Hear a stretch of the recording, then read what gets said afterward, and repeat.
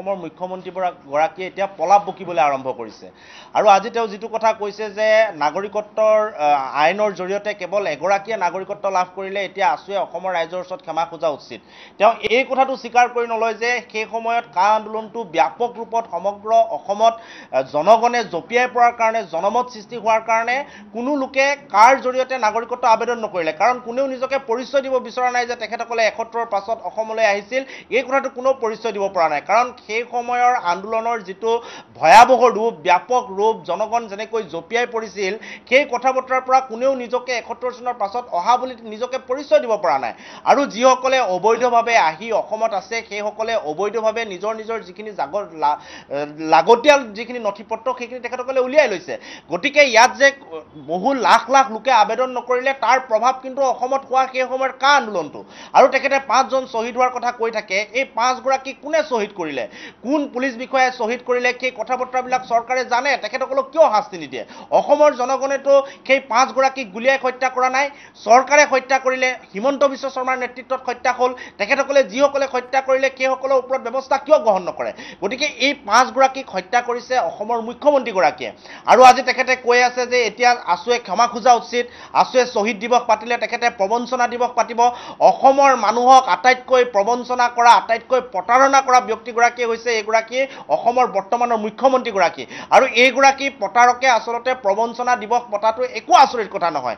প্ৰতাৰকে প্ৰবঞ্চকে প্ৰবঞ্চনা দিৱস পাতিব পাৰিব। ছাত্ৰ সন্থা অসমৰ ৰাইজ আমি খিলঞ্জীয়া মানুহে সদায় শ্বহীদসকলক স্মৰণ কৰি যিসকলে জাতিটোৰ কাৰণে শ্বহীদ হ'ল, জাতিটোৰ ভৱিষ্যতৰ কাৰণে শ্বহীদ হ'ল, সেইসকলক সোঁৱৰি আমি সেইটো দিনত ৮৬০ গৰাকী লোকৰ নামত আমি শ্বহীদ দিৱসে আয়োজন কৰিম। আৰু যিগৰাকীয়ে অসমক বিভিন্ন দল বগাই বিভিন্ন মানুহৰ নেগুৰত ধৰি তৈল্যমৰ্দন কৰি আজিলৈকে ৰাজনীতিত টিকি থাকিল, সেইগৰাকীয়ে অসমৰ মানুহক প্ৰতাৰণা কৰিছে। কাৰ জৰিয়তে অসমৰ মানুহক প্ৰতাৰণা কৰিছে? আৰু আজি শ্বহীদ দিৱসৰ দিনা প্ৰবঞ্চনা দিৱস পাতিম বুলি কৈ ৮৬০ গৰাকী শ্বহীদক তেখেতে অৱমাননা কৰিলে।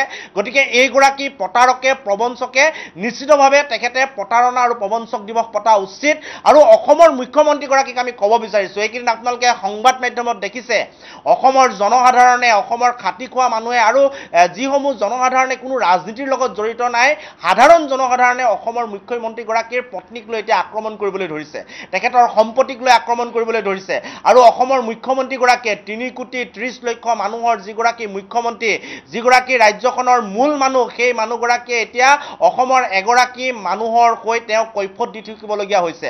আৰু আপুনি চাব যি সময়ত তেখেতে কৈফত দি থাকে সেই সময়ত তেখেতে মুখ্যমন্ত্ৰীৰ চকীখনত থকা যেন তেখেতক অনুভৱ নহয়। তেখেত ৰিণিকী ভূঞা শৰ্মাৰ পতি হিচাপে, তেখেতৰ গিৰিয়েক হিচাপে তেখেতে গোটেই বক্তব্যখিনি আগবঢ়াই গৈছে। গতিকে মানুহে ইমানেই জোৰদাৰ তেখেতক আক্ৰমণ কৰিছে তেখেতৰ সম্পত্তিক লৈ, এতিয়া তেখেতে সেইবিলাকক লৈ শংকাত ভুগিছে, মানসিক ভাৰসাম্য হেৰুৱাইছে, যাৰ কাৰণে এনেকুৱা ধৰণৰ পলাপ বকি বিভিন্ন ধৰণৰ কথা বতৰা কৰিবলৈ গৈছে। এতিয়া তেখেতে ধৰ্মৰ নামত জেহাদ দেখে, অনুষ্ঠানৰ নামত জেহাদ দেখে, বানপানীৰ নামত জেহাদ দেখে।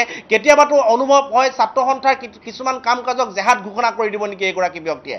গতিকে বৰ্তমান অসমৰ জনসাধাৰণে তেওঁক যিদৰে আক্ৰমণ কৰিছে, এই আক্ৰমণবিলাকৰ জৰিয়তে তেখেতৰ মানসিক ভাৰসাম্য ঠিক হৈ থকা যেন অনুভৱ হোৱা নাই, যাৰ কাৰণে মুখ্যমন্ত্ৰীৰ চকীত বহি খুব আচলতে পলাপ বকিছে, খুব পাতলীয়া কথা ক'বলৈ আৰম্ভ কৰিছে।